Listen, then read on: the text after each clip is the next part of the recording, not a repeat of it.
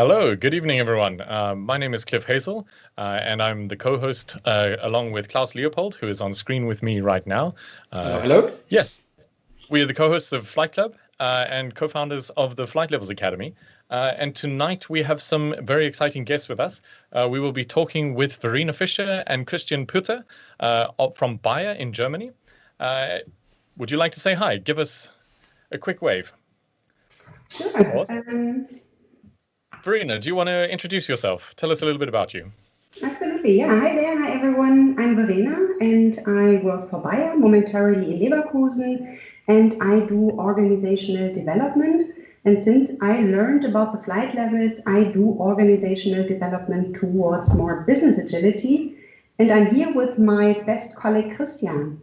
Yeah, hi, I'm Christian. Verena and I are working in the pharmaceuticals division of Bayer. And this is just a perfect environment for flight levels. And we will then tell more about that later. Cool. So we're very excited to have them this evening because they've been using a very interesting mix of both flight levels and OKRs to turn strategy into reality within their organization. So we got a couple of questions, basically just to give you a little bit of a sort of understanding of how this evening will work. We'll have a little bit of a chat with them. We've got a couple of questions prepared in advance. They're going to tell us a little bit about their story and their experiences. And then we'll take some questions. But I want to encourage all of you during the conversation, please type in the chat. If there's anything that comes up, maybe something is not so clear or you've got a question, anything comes to mind, just type in the chat. We're paying attention. We'll try to weave a few questions in as we go. But we will also have probably about 25-30 minutes or so to be able to have some conversation and a little bit of a chat back and forth, try to answer some of those questions as we go. Cool. So let's get started. Verena, maybe you can tell us a little bit about your journey. How did you get started? What was kind of behind all of this? What happened? Yeah. I think it started in one of our previous strategy implementation programs where we recognized that we constantly run into the same problems, same issues. And no matter what we did not overcome those problems. And we really did a lot. And I recall very well that we back then thought we are really bad in problem solving. So we need to acquire better skills in problem solving. And then we started a little bit of research on the internet, actually on problem solving, but then came very quickly to the topic agile, agility, business agility. And yeah, from that moment on, we were hooked. And actually, we also thought, this might be the solution to our problems. And yeah, with the flight levels, we also got then an idea how to implement that. And yeah, I think we started very theoretical. After we read the books and had trainings with Klaus, we have created a thing which we have called the simulator. And that were basically a few boards where we could run our use cases through. And this helped us in two ways. On one hand, it helped us with the communication to our senior stakeholders because we needed their buy-in from that point of time. We wanted to manage the strategy implementation very differently than before. And on the other hand, it helped us to better understand how flight levels could work in an environment like ours. And also Klaus was there twice in Leverkusen and visited us. And Klaus, do you remember? Yeah, sure. When was it actually? Was it 2 years ago or so? Yeah, it was in May 2018. That was, I guess, the first time when we ramped up. Okay, cool. Yeah. Just a question. So you were asking about the slides. Shall I show the slides now? Oh yeah, that would be a good idea. Then we can also show a little bit of our journey. Okay, so people can see the slides now. Cool. All right. Yeah, then let me continue. Yeah, after we had then a better idea on the flight levels, we started not with level 3, we started with the teams on level 1. We started to set up product teams because also that was fairly new for us. The Bayer IT delivered in projects before that, and due to several reasons, we decided then to set up product teams. And after we had a few teams up and running, we then simultaneously set up level 3 and level 2. And on level 3, we had a very clear target picture of what we wanted to achieve. But our weakness, at least in the previous strategy implementation programs, was the operationalization of our strategy.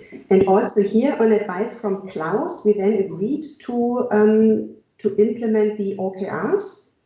And also the OKRs was fairly new for us. So we did a little bit of a training, then a workshop where we created the OKRs. We have set up our boards, and here I can show later on some pictures. Cool. And at the same time, we also developed then our level 2 systems where our product managers came together. Then we connected all the levels via the flight routes, and therefore we used a thing which we have called Flight Hub. And that was then the point of time when we have connected all the levels where we, for the first time, could really make use of the instrument OKR. Yeah, this is how it started. Okay. Can I quickly jump in? So I heard, what was it, Flight Hub? Yes, what is a Flight Hub? Sounds cool. Yeah, absolutely. I will show it a little bit later when I show the pictures. This helped us really with our communication. It was a matrix where we had all our teams on, and where we then pinned also information for the teams. So in each stand-up meeting, the people first looked on the flight level hub, and when there was a note, it was then directly discussed. Cool. I'm wondering, could you give us a bit of a sense of how long was this journey? So you've got 3 steps on the slides at the moment. How long were you in each sort of phase, and how long did it last in total? Yeah, we were in the lucky situation that we had a few time really to acquire knowledge. I would say we had at least 2 months where we could do the trainings, where we could get familiar with the simulator. But then setting up flight level 1, 2, and 3, that was very quick, I would say. I would say we had all flight levels up and running in 3 months, in 2 months? 3 months. 3 months, yeah, something like that. Cool. Sure. Cool. So, I'm guessing that along the way, you probably learned quite a lot of interesting things. And I mean, we could probably make a whole book, maybe even an encyclopedia out of all of the things. We've had a lot of interesting conversations, so I'm sure there's a lot of stuff that you could share.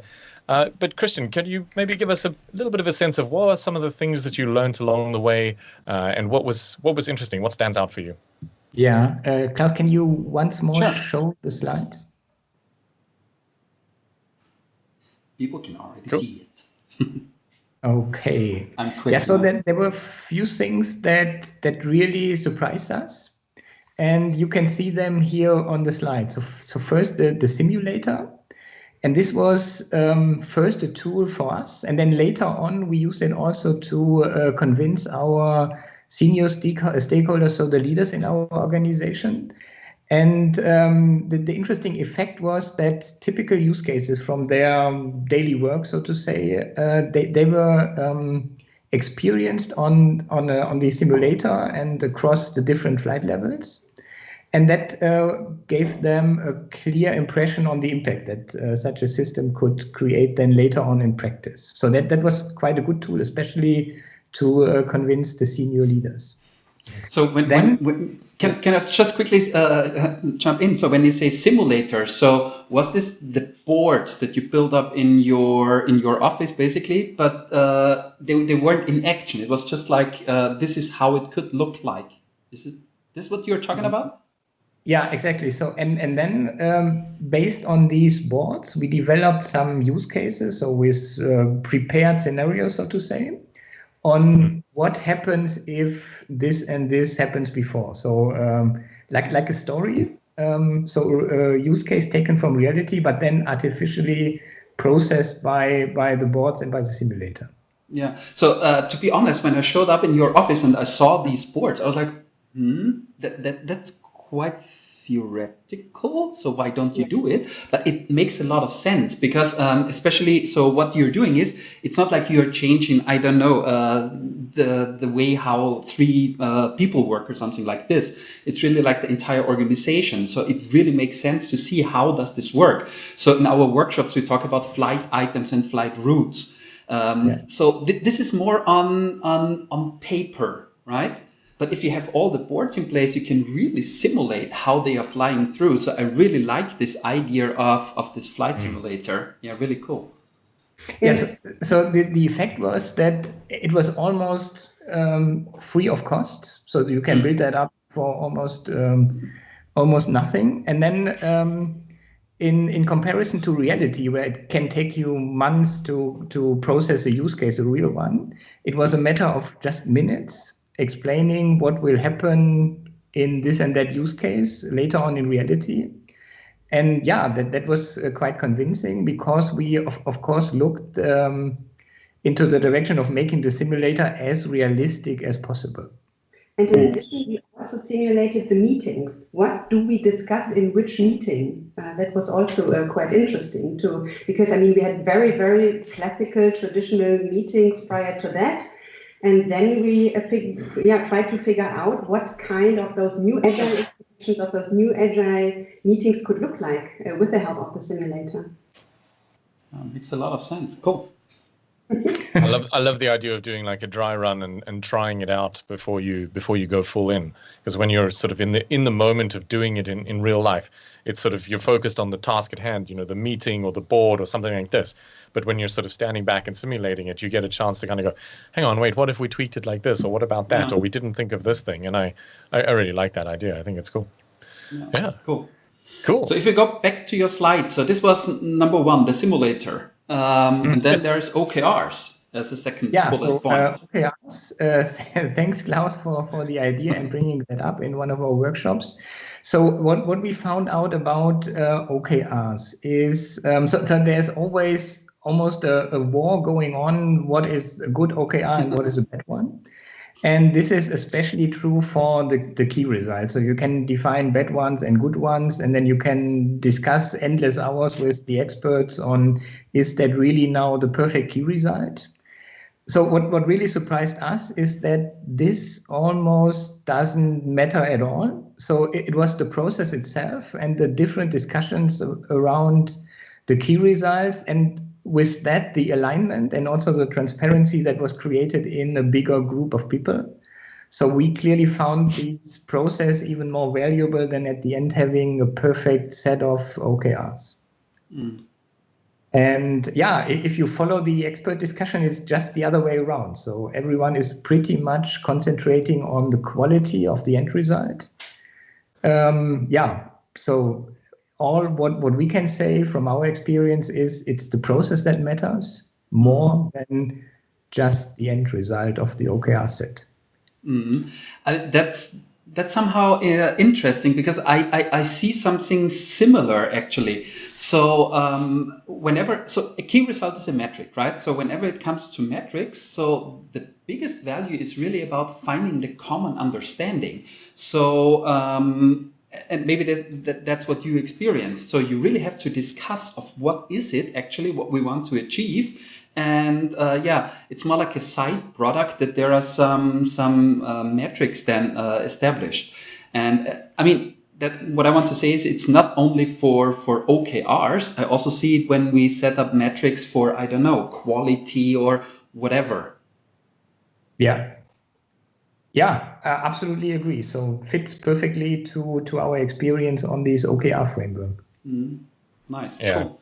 I guess it doesn't matter so much if it fits the perfect template. If it's not actually useful, and you haven't had a conversation so everybody understands it. And as you say, often you follow the experts, you end up down the wrong path, and it looks beautiful, but nobody uses it, or it's not super helpful, and that's not really the point. So yeah. Cool.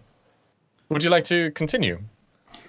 Yeah, so the third learning that really surprised us is that we could almost replace all of our typical meetings with the agile interactions across the different flight levels. So in In our company, there are several types of meetings. So, for example, there is top-down communication. So a manager communicates interesting facts about the organization to the people in the teams, and then it's cascaded further down.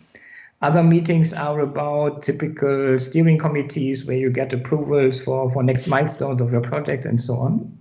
And that all nicely fits into the flight levels on the different levels. And that was also a surprise for us that we can almost get rid of any of these classical meetings that at the end cause, for example, dependency. So we all know once we wait for a steering committee to meet and then get the approval for a project, it could take weeks.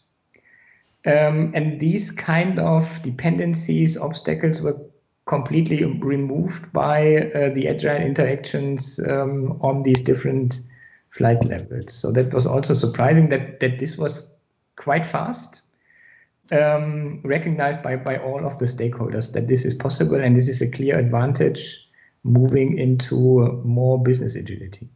Mm-hmm. Cool. So there is a quite interesting, where is it? Here. There's a quite interesting comment from Anna. She's like, okay, sounds like the benefit is in exploring and defining the structure and coming up with a process that will work in the beginning, and later on you're trying to improve it. So I guess she's also referring to the simulator and how you introduce the OKR. So it's not about getting everything right at the first time, right? So it's more like a process that's being started. Yeah, absolutely. So I would definitely agree. And in particular, we at Bayer, we often think we need a 100% approach. But here it was rather like everything was super new. We also were no experts in that topics. And we said, okay, let's start. And it doesn't need to be perfect, but what was really, really helpful when we were progressing, then have regular retrospective meetings. Also, that was new for us to really then improve instead of having really 100% solution from the beginning on. Yeah. Yeah, and there are more comments, like Fabio said something like, okay, PDCA and OKR implementation over and over again. I mean, that's what you're doing, and inspect and adapt from Davor. And I really like what you guys were doing, because I mean, yeah, we often say PDCA is important and inspect and adapt and so, but it also applies to the change process. So it's not like you did a big picture, a big design up front. It's like, okay, you tried stuff and you adapted while you were going, right? Yeah, cool. One other thing that I think is interesting about this is I'm curious, maybe you can talk a little bit about your experience with this, but I think involving other people in the organization in the design process and creating something tends, in my experience, to get people kind of more on board, because it's their thing that they're using, as opposed to something that somebody over there designed and now told us we must all use it. What was your experience like with this? Did you notice something in this direction? Yeah, absolutely. For instance, when we had our first set of OKRs on level 3, and when we discussed those OKRs with the people on level 2, then we encouraged them to make also proposals to come up with perhaps improvements on our key results, not necessarily on the objectives, but on the key results. And they did. In fact, they came up with better ideas on key results. And this was then also considered on level 3. And this led to the fact that we have a much higher acceptance on the OKRs also on our level 1 teams. Yeah, and adding on that, so what you see at the bottom of the slide, maybe Klaus, you can show it once more. Yeah. So we implemented 40 changes within a really short period of time. And at the very beginning, we were thinking that due to the simulator, the flight level concept, that we So Verena and I set up is just perfect. We will never change it again. But the changes and the requirements come up so rapidly that we need to change it really frequently. So our experience is it's almost impossible to think through, even with something like a simulator, to think through all of the things that could happen. And yeah, you need just to accept that you have to frequently adapt it. Yeah. Yeah. I like that. I think it's one of those things that so often we say we want to be agile or sort of more responsive in the organization, and then we use some sort of very traditional kind of big design upfront approach to implement our agile approach. And I always find that so fascinating. It's like, surely if you want to be agile, the idea is that you use agile to go agile kind of thing. Like, start iterating, start experimenting, see what works, find out what doesn't. But also hold on to the things that you're already doing that are working so well. You don't have to throw everything away just because you want to use some new method or new approach. So, yeah, I like that. Mm-hmm. Cool. So, Klaus, was there a question? Yeah, there are multiple questions. So one question is, Isa is asking if you are showing some pictures of the simulator later. Yes. Okay, that's good. So they have of the boards, and we can show at least some pictures of the boards. Yeah, maybe Okay, Verena, perfect. you want to jump in and you can take us through a little bit of, how does the current cycle look? How do the boards look? Some of this kind of stuff. Yeah, absolutely. Yeah. And switch back to the slides, right? Yes, please. We started on level 3 with a rather smaller scope. So our focus was on the strategic goals.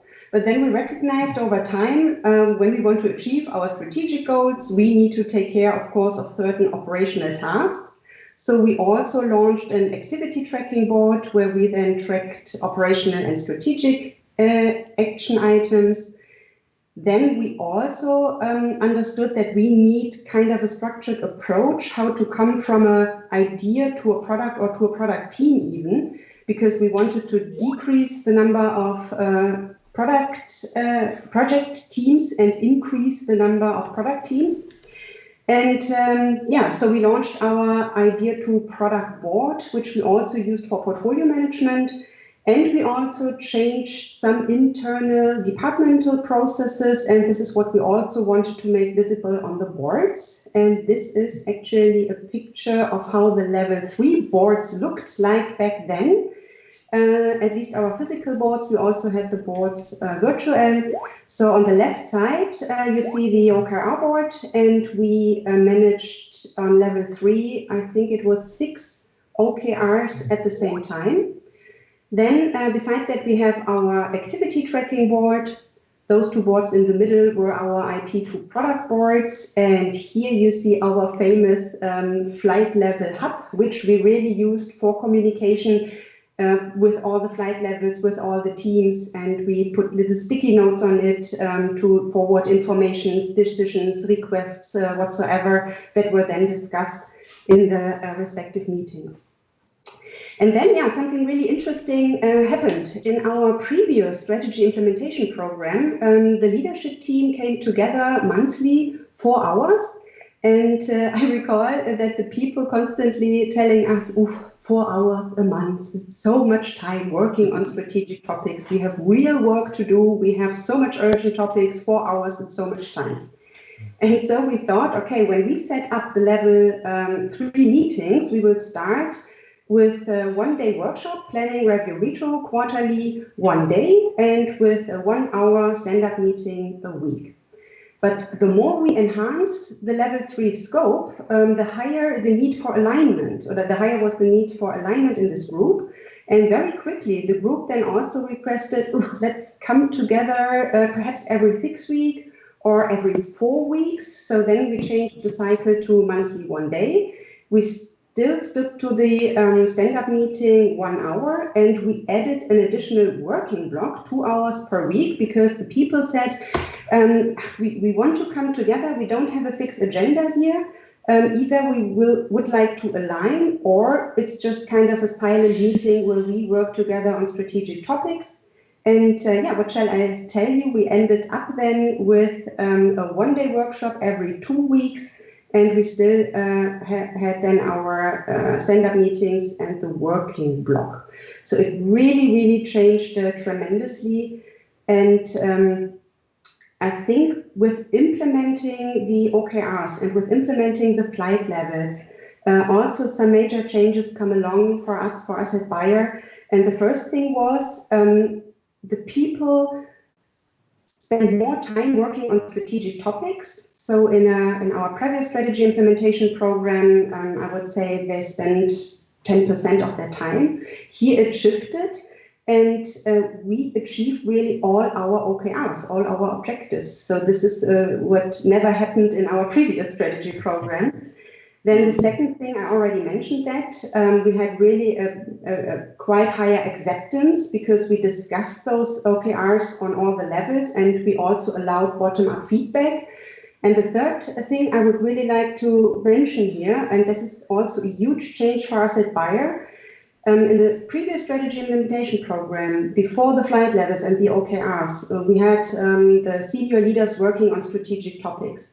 Here we now implemented a team which were consisting of people from different levels of the hierarchy.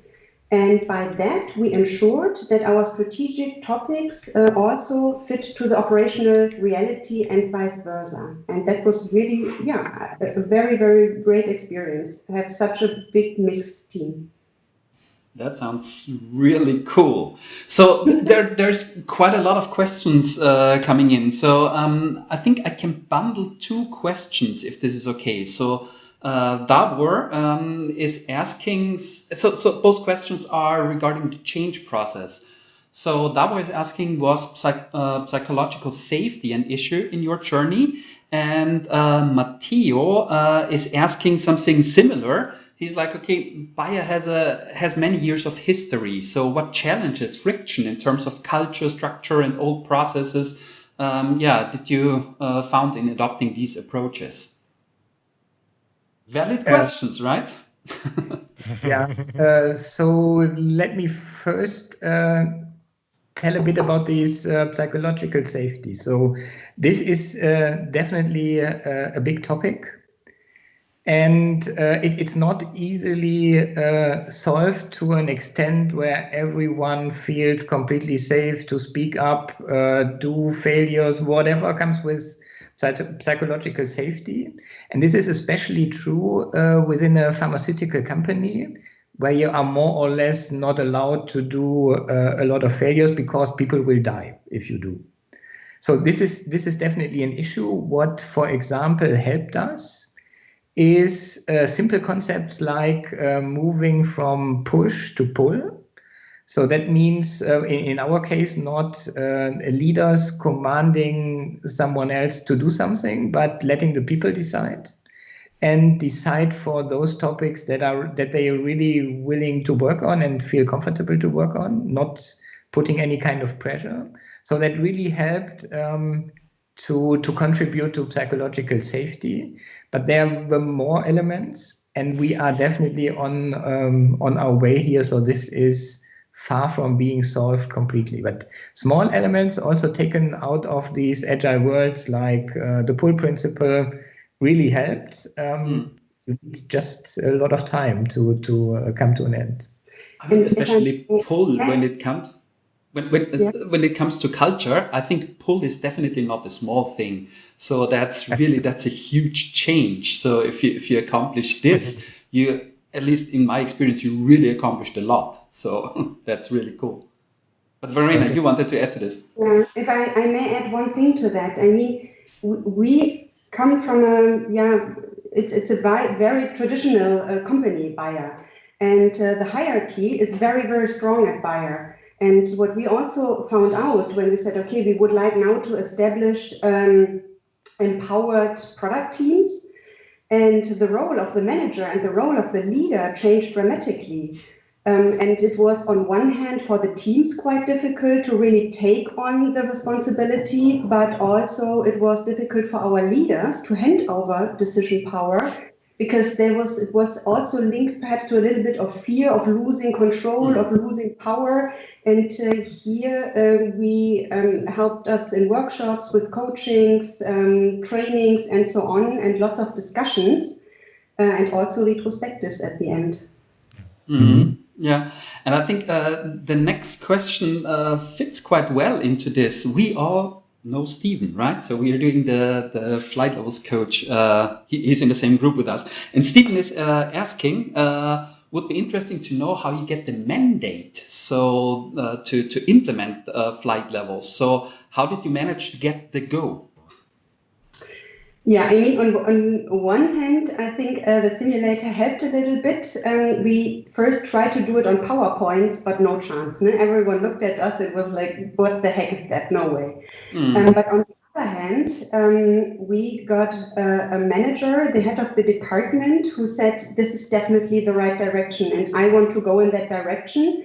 And I want to transform our organization towards more business agility. How you guys are doing that, feel free. No? You can try out an experiment, and I give you all the means. But this is the direction. And he very, very often emphasized that and provided his purpose and why he wanted to do that. And this actually was, for me, key to success. To have someone at the top, our senior leader, who said, this is what I want, and there's no way around. So Alex Krause just, we also know Alex, commented like, invite, don't impose. But I guess that's pretty much describes what you try to do, right? So you try to invite people to get on the journey, and you are not like, okay, that's how we are doing it from tomorrow, have fun. Yeah. Yeah. Cool. I want to just jump in for a minute and just say to everybody, please keep asking questions. This is really cool. It's nice for us to be able to respond to what you're interested in hearing about this specific topic. Of course, if you like what we're discussing here, please hit subscribe. Join us. We'll be posting these videos every 2 weeks or so. We also have the meetup group, so you can join. You'll get announcement invites. We also host some other types of events and so on as well. And all of this, the slides and everything will be available afterwards. We can share out some of this information, and you'll be able to see what's going on, and some further links if you'd like to connect with anybody for further conversation.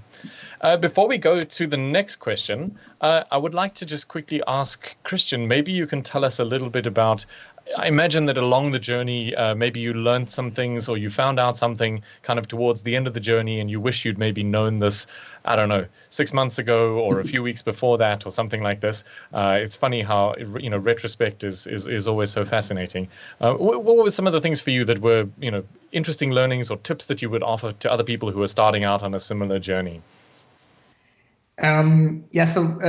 First we experimented a lot with several kinds of new ways of working, at least new ways of working for us. So we, for example, worked a lot with liberating structures. We are now looking into the framework of open space agility, which is, of course, really complex, but experimenting with these new ways of working is really something which we used to learn a lot and practice a lot and gather some experience. So to be now more precise, so pull instead of push was something that was kind of a game changer, especially when it comes to these cross hierarchy teams that Verena was referring to. And then the third level of the strategy board. So this was also quite important to let the people work on the system and not exclusively in the given system. So changes and improvements from our point of view come mostly from working on the system. And this is what, for us, the strategy board is all about. So changing the frame conditions and so on. And then, really proven to be powerful, as simple as it appears, is, again, the OKR framework. It empowers the people on all levels if you include them into the definition process. and get then also the operational perspective from the product teams included into that. So this is possible, and I think that the framework foresees that. This also hardens and improves the quality of the objectives that you are following on. Yeah, so these are some key learnings for us. So that was also quite surprising. Yeah, and so that's some more learnings that we came across. I love this one about the pull versus push. I've seen so many organizations struggling because someone designed a change off in a boardroom somewhere. They give people a 2-minute presentation or a half-hour presentation, and now they must understand something that we've been working on for 6 months or a year, and everybody must just get on board and off we go. And when you involve people in the conversation, not only do you, as you said, design the better solution, but you also get a much higher level of engagement. And it's really not surprising. I'm always surprised that more companies don't do this. So I just want to say well done on getting this to work. I really think it's cool. And to add here, what helped us really with the pull implementation was the fleet game, Klaus. The shipbuilding? Really a hands-on experience, and apparently managers or people like it a lot. Yeah. It's somehow an eye-opener, right? Because it's totally simple, but you get quite a lot of messages across. Yeah, that's cool. I guess we can link a description to, or we can put a link to a description of the shipbuilding game into the show notes or in the section down. Yes. Yeah, cool. So there are some questions here. So let me kick in another question from Bernd, and I think Bernd, if it's this Bernd, I think he's also from a very large company. And he's asking if you have some more insights about the Flight Hub as a central meeting point. So the Flight Hub is of interest. Okay, so the Flight Hub, the Flight Level Hub is a communication tool. So we wanted to make sure that we get rid of these communication. One team or one individual is communicating to another, where others don't get aware of this piece of information. And the problem, at least in our company, is that there is important information where you, as an agile coach, for example, are not really aware that this information is helpful, is required for someone else. And to have such a flight level hub, which you can put information on, and then at the beginning of each stand-up meeting or each planning meeting, you look through it and look and find out if there is something helpful for you, or if there is something that you should or could contribute to and maybe act on. This is quite important because people are not aware of all the information that is in the organization and that is probably helpful. So that created a lot of transparency for the different teams. Surprisingly, it helped to let information flow from one team to another. That if we won't have such a flight level hub, didn't come across the different teams and is just forgotten or found out later, which then causes a lot of time loss, for example. And we had 4 different communication items, I would say. We had decisions, informations, requests, and improvements, which we shared over those hubs, over the flight levels.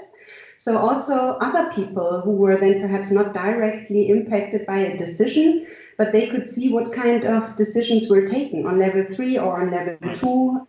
That was quite cool. Yeah, information and decision hub. Very cool. So there are 2 questions. There are so many questions. I'm trying to somehow bundle them, and I think these 2 questions it will make sense to. It's pretty much the same what they are asking. So Radu is asking, I'm curious about the project budgeting concept. Have you also adapted this to be more iterative instead of the yearly planning? So this was question number 1. And I think, where is it? There is another question. Fabiano, exactly. Do you have some process involving annual budgeting or something like that? So what is the relationship with this process? Yeah, actually, this is one of the processes we didn't touch at that point of time because it's a very, it's a process with a long tradition. Many departments are involved at Bayer, and you as an organizational unit cannot just change such a big process just like that. So we didn't change that and lived with the process how it was for the time being. But also now we see that, in some areas also the people come together and think about how now when we now deliver in product teams and we need to really move away from this annual budgeting process planning, and we need to have it also more flexible. So we see also here that some people are getting together discussing that, but I think that's quite a while to go. So it's nothing we could easily change at that point of time. Yeah. There's a question which goes, I think, a little bit into this direction from Jose. He's asking, how you did with the flight level 3, a lot of projects, and so were there a lot of projects and initiatives, and how do you actually prioritize? Because usually it's not a lack of ideas organizations have, it's more like we have more ideas than capability to fulfill it. Yeah, how did you prioritize, especially in the flight level 3 is the question.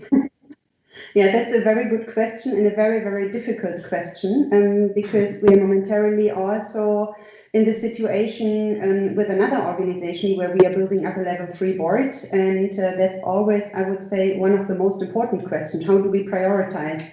And back then in this organization, also here we had the problem that people came up with many ideas and they were all equally important, but it was really then understanding we cannot achieve or we cannot realize as many topics as we would like to. We really need to focus because otherwise we don't make progress.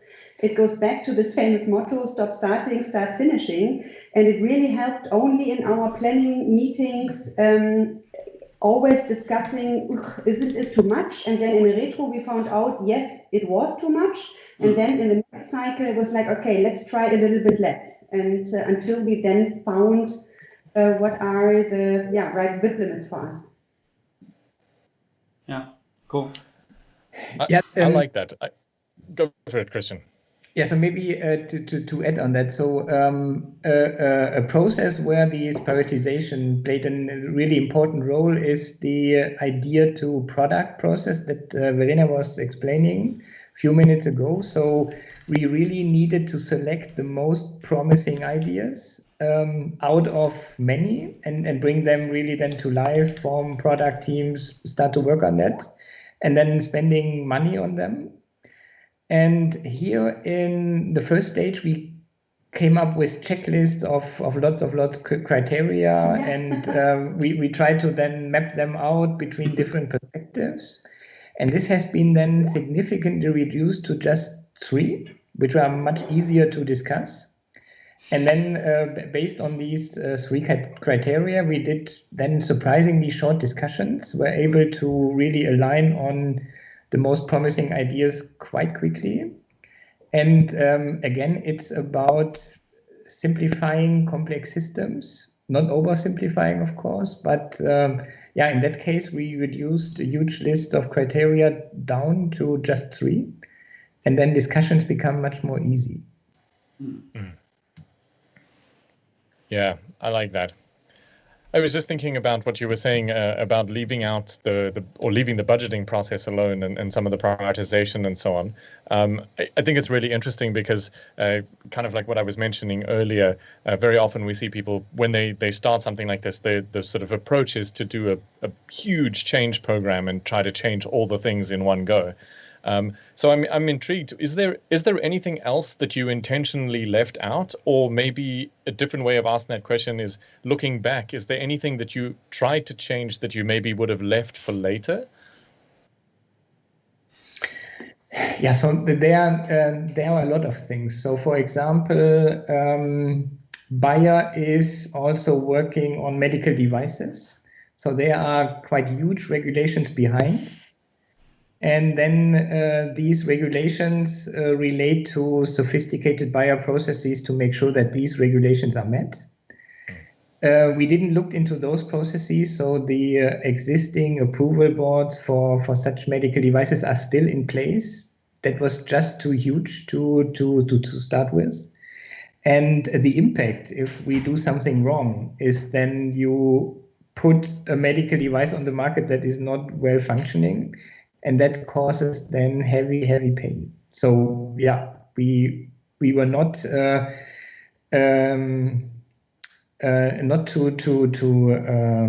too much taking risks to change those critical processes.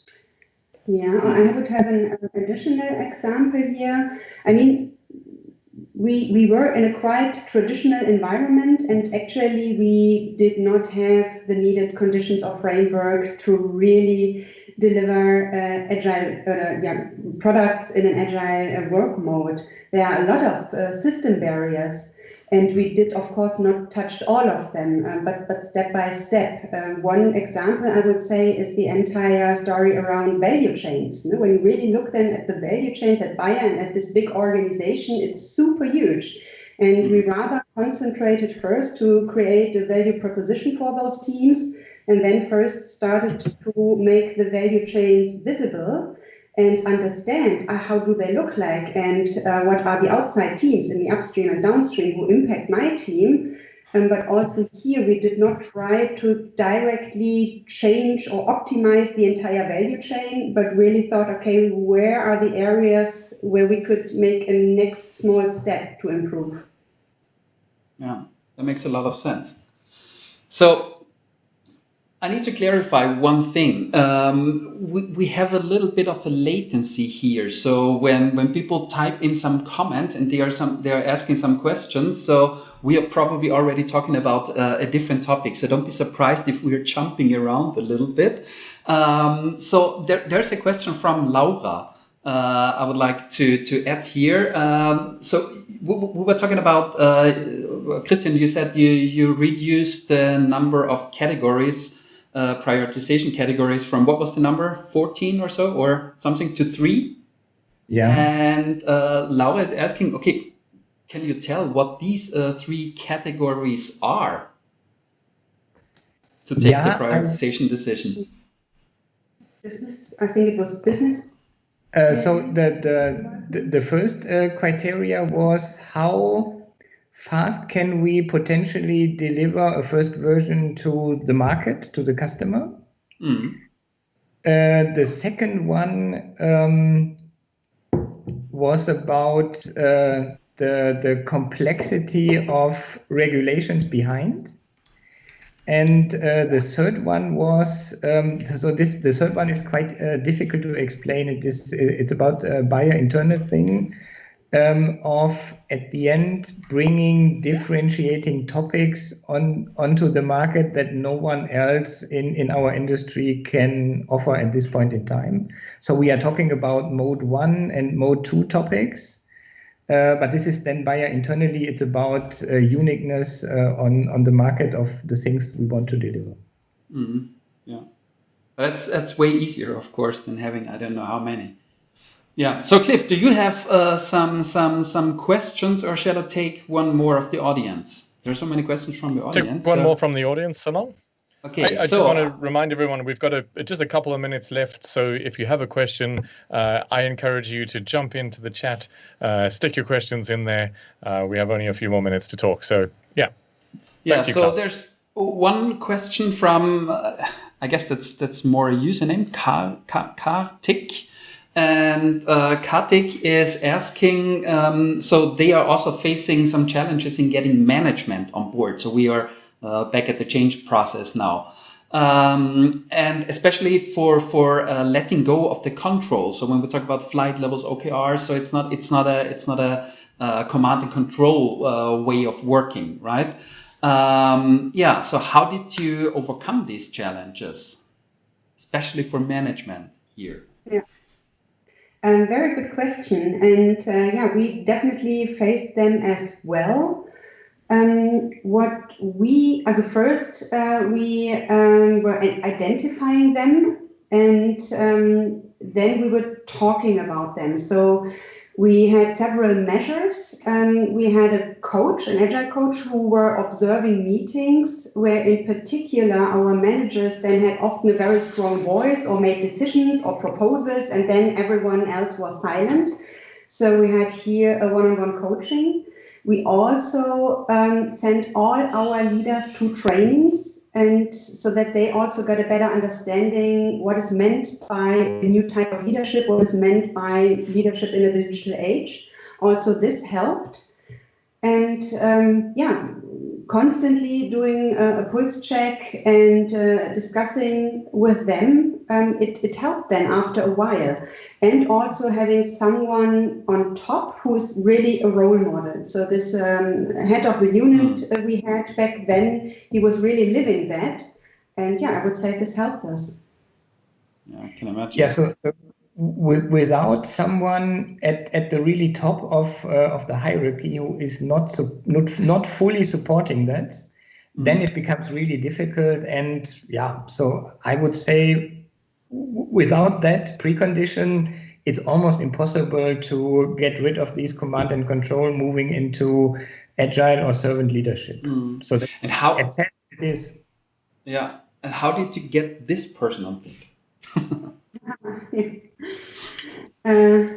It was like a lotto win in the lottery. At the end, it was not about us. We were just lucky having someone, a leader of this kind in this position. So that was a critical success factor no matter what. Yeah, but I see this actually quite often. So I'm not sure if there's a secret sauce how to convince someone. At least I haven't found it. So, yeah. Perhaps another thing I would like to mention here is that we did a lot of, we offered a lot of agile games, a lot of agile experiences similar to the simulator. No? So we let them experience things. We did this fleet game, we did the twig game, we did Easter egg games, and such of those things. Also, then to let those people experience that a little bit more. Yeah, that's a good point. More like experiencing stuff than teaching. Like, okay, that's how it is. Yeah. Yeah.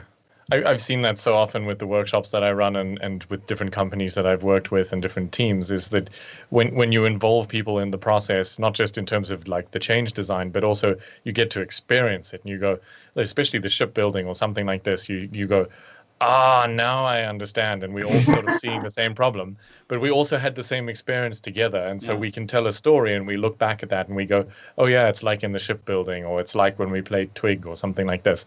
And I think those are such powerful experiences. And definitely found those to be super helpful. Yeah. The last thing I would say on this also is that I think it's quite interesting is that very often we try to sort of change things when maybe I want to change, but if the three of you wanted to do something completely different, I find it a little bit weird for me to then have an approach that says, well, obviously I have the right idea and you guys just have to get on board with what I want to do.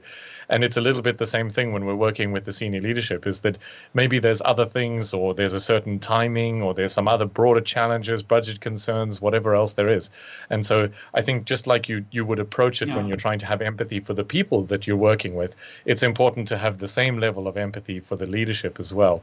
You know, there are probably challenges beyond what we're aware of that limit and constrain us in different ways. And so being mindful of that, and when you see the opportunity, though, be ready and grab it with both hands, because it's time to go. So yeah. So I guess that just want to bring in this comment from Alex. He says, okay, you cannot convince managers, they need insight. So I guess that's it fits pretty much into what you guys were talking. Yeah. So I guess we still have time for one question or so, because I kind of like this question. So, oops, that one. Steven says, okay, your board looks really nice and everything. So what do you do nowadays? So when everybody is working from home, because what we've seen is a lot of these physical boards, right? And yeah, so what is your plan, or what, what are you doing actually? Yeah, and of course we cannot use our physical boards, but however, I mean, even when we had the physical boards, we also had a virtual tool. And since Bayer is using PlanView for the portfolio topics, we are using now since a while LeanKit. And yeah, this helps us a lot, I would say. You have great opportunities also to build the flight levels and the flight level hub in LeanKit. Yeah, I think that's actually a good point. So often it's not either or in terms of physical tool or electronic tool. I mean, sometimes it makes sense to have both, right? Yeah, I mean, we are spread around the world. Also, we do not sit in one location. We have several locations in Germany, but also all over the world. And yeah, I think here it's really a must. I mean, it's nice when you're on one location. So I then rather prefer the physical boards. But it's really, really better when you have people then, in other locations. So everyone is then also feels integrated. Yeah, makes sense. I've seen a lot of folks doing that, using a combination of the two. You've got the detail in some sort of tool or like a virtual tool, and maybe the visualization is done physically. But obviously, in the current climate, I think the biggest mistake that I've seen people make with using digital tools is they forget the conversation part that you need to have around the board. And so, yes, you can make it virtual and you can digitalize it, but you still have to talk to the other humans who are doing the work. And if you just sort of assume that, well, I'll send you a Jira ticket or assign you a task or something, that's actually the big part of the problem that we're trying to get away from. And we need to be able to talk to each other and say, hang on, okay, I've come up with this thing, or that thing's occurred, and so on. So I think as long as you can find a way to hold on to this, yeah, using a tool can be helpful for sure. Cool. So Christian, you were going to add something.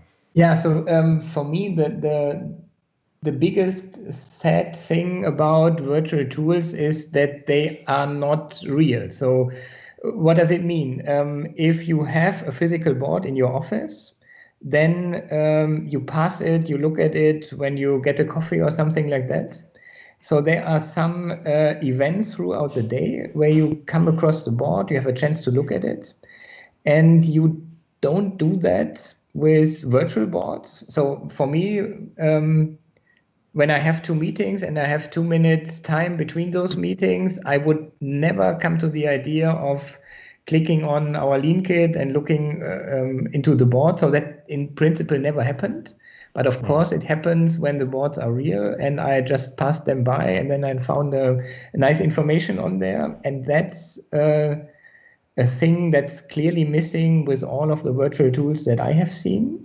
And if someone in the stream here does have an idea to overcome exactly this, I would be highly interested. Yeah, I guess everybody would be. Okay. Yeah. I think this is one of the challenges of being remote now, is that a lot of companies haven't really prepared for this or been kind of set up. You've been using the physical mediums for so long. And one of the things that I found super interesting, because it applies in the sort of the conference and the gathering space, is that for me, part of what is interesting about going to a conference is that, the three of us will sit down and have a conversation while we're busy, between talks or over coffee or over lunch or something like this. It's very hard to have that. And it's the same sort of thing. You won't have a conversation by the board or just kind of walk past somebody having coffee and so on. There's a couple of interesting tools that I've seen. I was just trying to find the name. I can't find the name offhand, but I'll put it in the notes if I find it. Someone was tweeting about it last night and saying the really interesting tool basically constructs a virtual space and you can kind of walk around and drop into video conversations. The physical space is kind of represented as a sort of a landscape, like a floor plan of a house or something. And this kind of concept to me, I think, has potentially some interesting things to pursue. I imagine that one of the things that comes out of everybody spending time at home now is that a lot of smart people have spent some time figuring out how to solve for this exact problem, and probably in a few months' time we see some very interesting tools that are going to solve this in a very different and interesting way. So yeah, cool.